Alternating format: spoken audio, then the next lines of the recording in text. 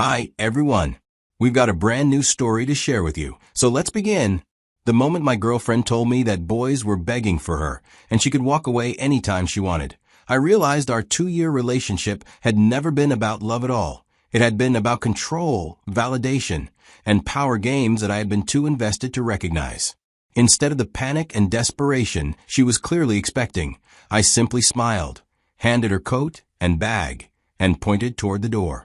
The look of complete shock on her face told me everything I needed to know about how this relationship had really been working. Madison and I had met 2 years earlier at our company's annual holiday party, where she worked in customer relations and I was in marketing analytics.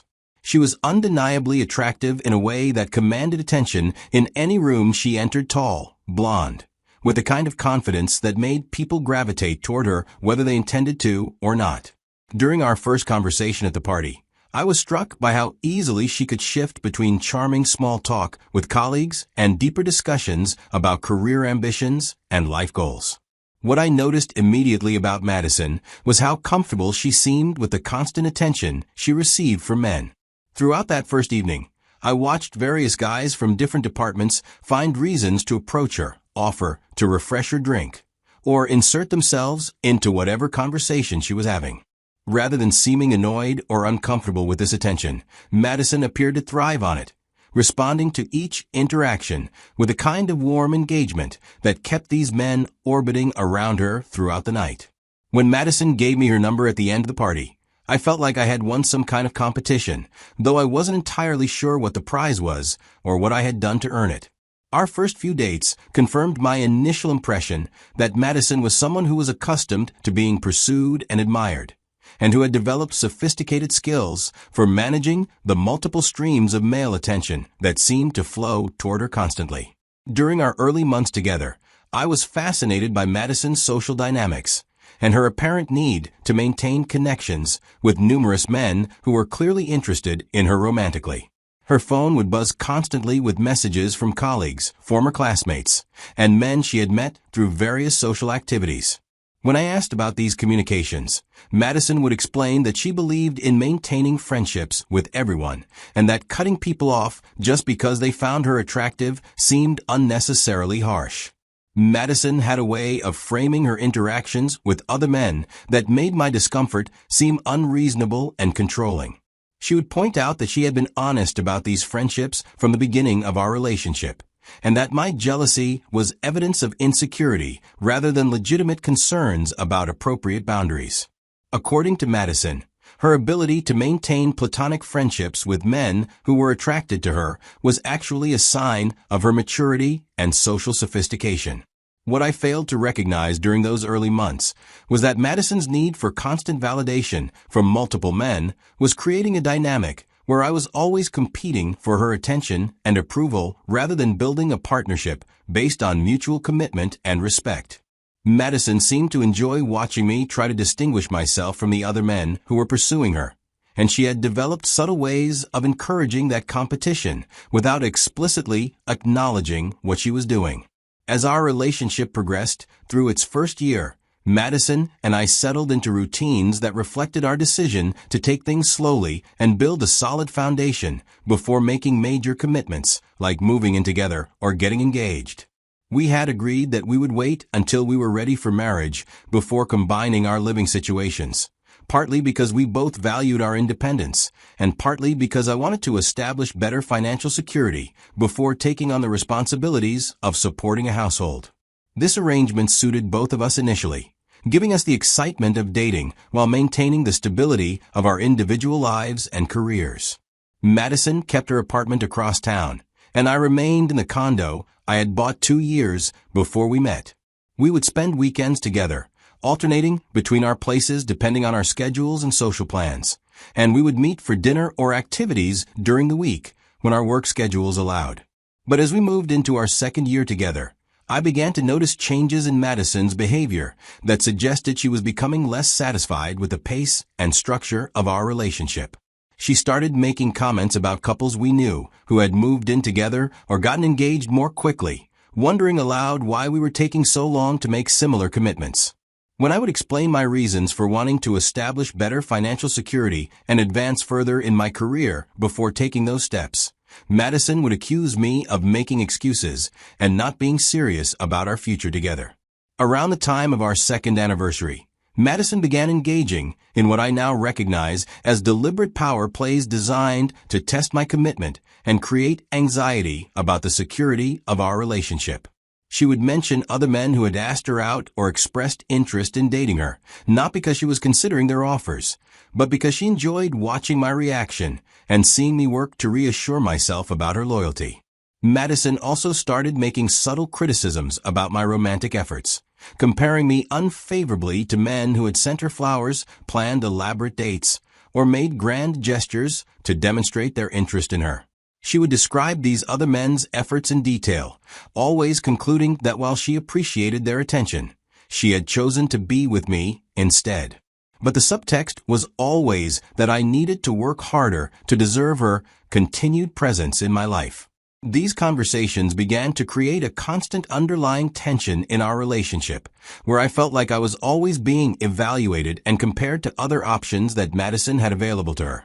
Rather than feeling secure in our commitment to each other, I found myself constantly trying to prove that I was worthy of her attention and that our relationship was more valuable than whatever alternatives she was considering. The pattern became more pronounced as I started working longer hours to position myself for a promotion that would significantly increase my salary and improve our long-term financial prospects.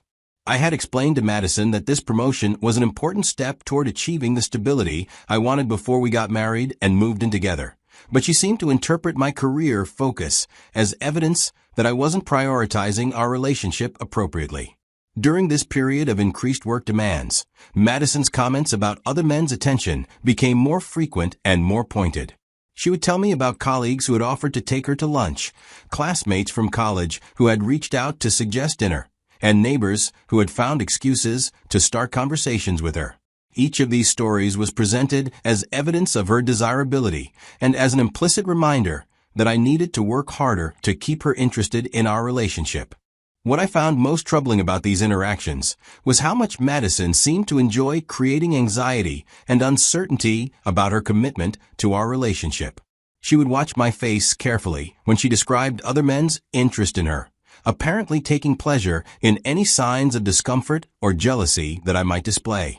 When I would ask her to be more mindful about encouraging attention from men who were clearly interested in her romantically, Madison would accuse me of being controlling and insecure.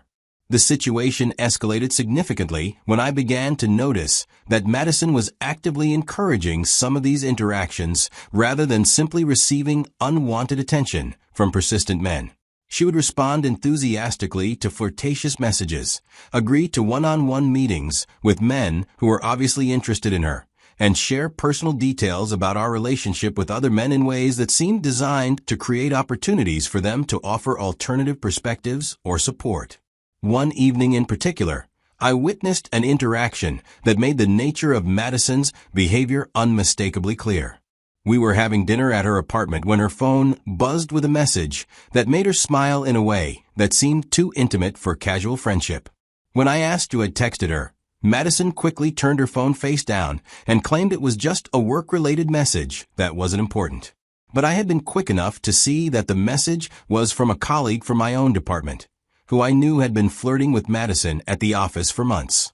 The preview of the message that I had glimpsed suggested that their communication was far more personal and flirtatious than Madison had ever acknowledged, and her immediate defensive reaction confirmed that she knew the interaction was inappropriate. When I asked Madison to show me the message thread with Ryan, she became immediately angry and accused me of not trusting her and trying to invade her privacy.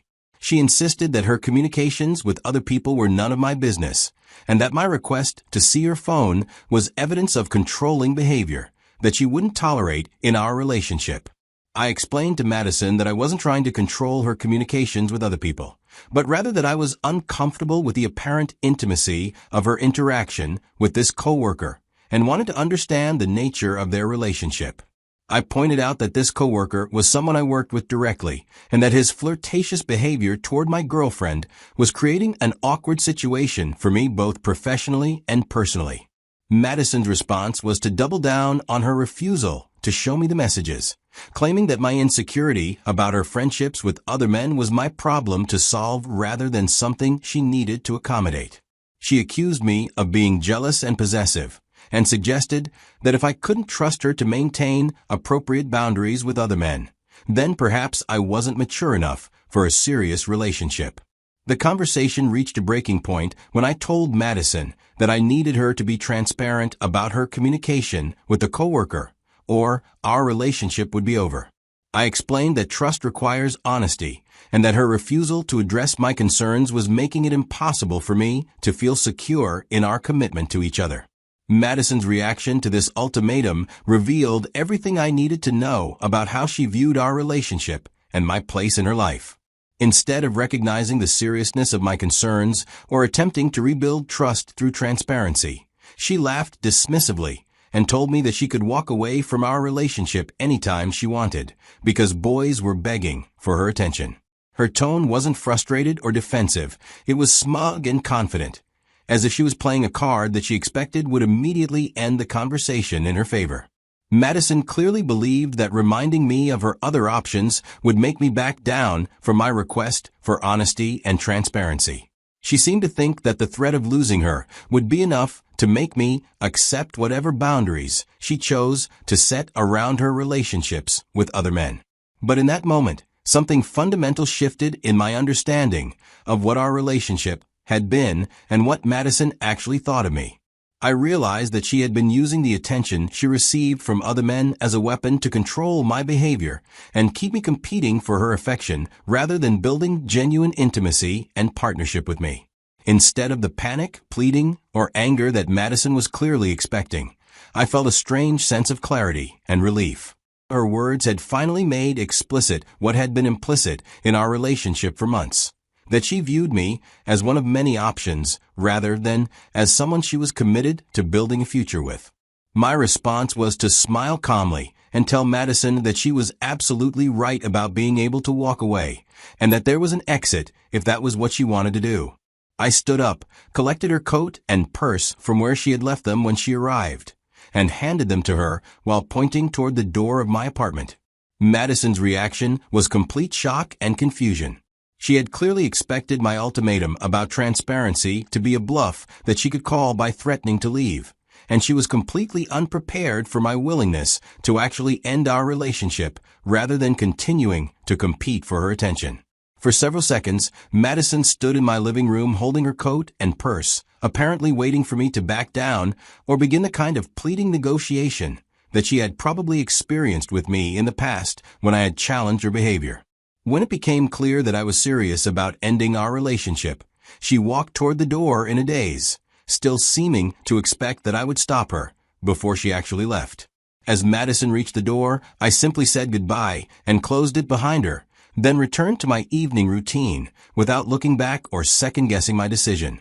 For the first time in months, I felt like I was acting from a position of self-respect rather than fear of losing someone who had been manipulating my emotions and testing my boundaries. The days following our breakup confirmed that Madison had indeed expected me to chase after her and beg for another chance to prove my worth. She didn't call or text immediately, apparently believing that I would reach out first to apologize for my ultimatum and ask her to reconsider her decision to leave. When I maintained complete silence for a full week, including avoiding unnecessary interactions with her at work, Madison began sending text messages that revealed her growing confusion about my lack of pursuit.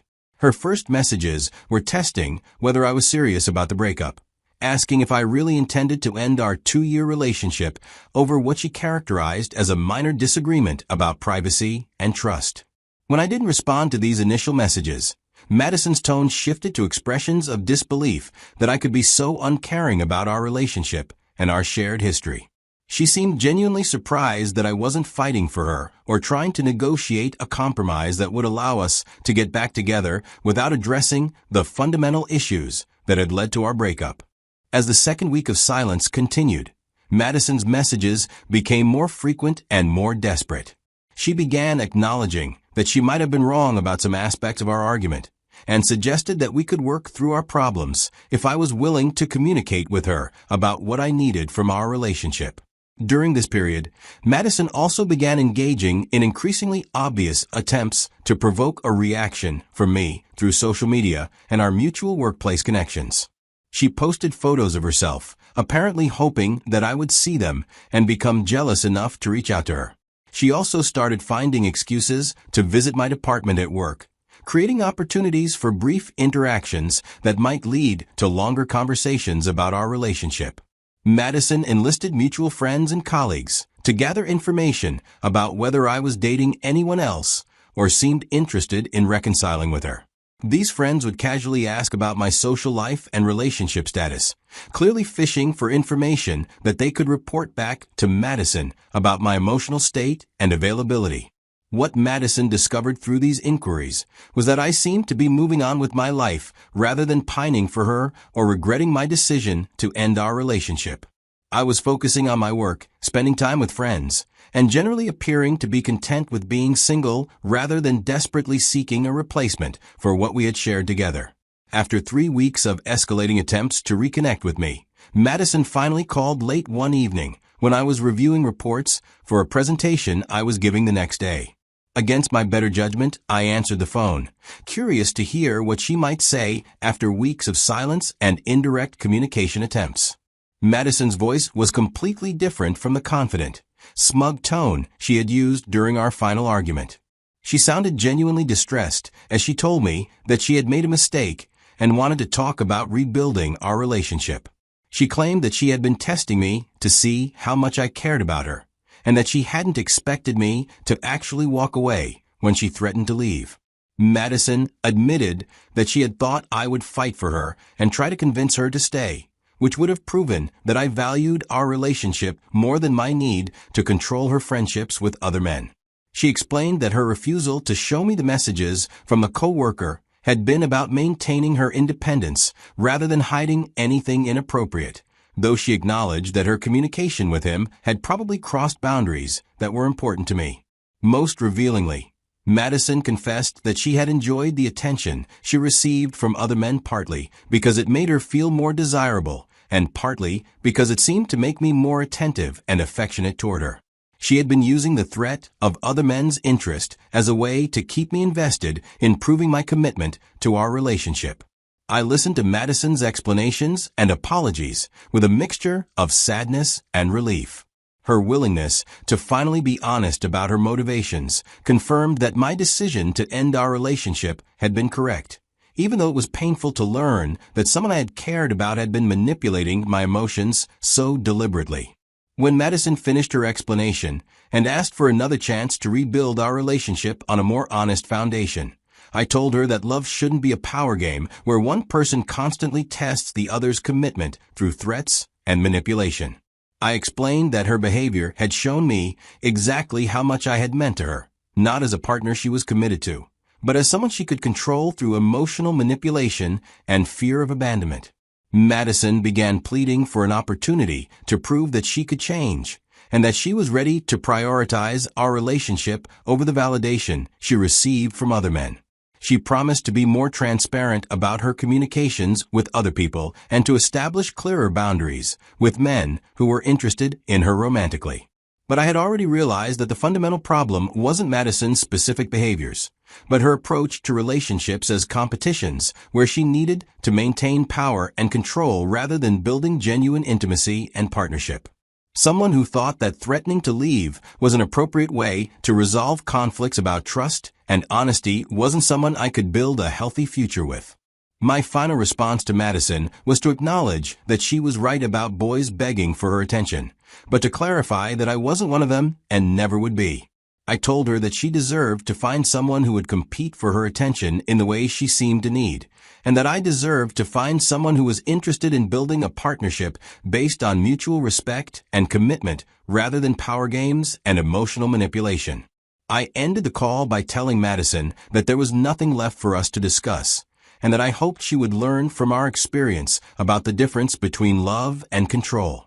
Then I hung up and blocked her number, feeling lighter and more hopeful about my future than I had felt in months. The experience taught me important lessons about recognizing manipulation in relationships and the importance of maintaining self-respect, even when it means walking away from someone you care about. Madison's approach to our relationship had been designed to keep me in a constant state of insecurity and competition, which prevented the development of genuine trust and intimacy between us. I learned that healthy relationships require partners who are committed to building something together rather than maintaining power over each other. Madison's need to keep multiple men competing for her attention had made it impossible for us to develop the kind of exclusive emotional bond that serious partnerships require. Most importantly, I discovered that sometimes the most loving thing you can do for yourself is to refuse to participate in someone else's power games, even when that means ending a relationship that has been important to you. Madison's threat to walk away had finally given me permission to choose my own self-respect over her need for control and validation. The months following our breakup confirmed that I had made the right decision.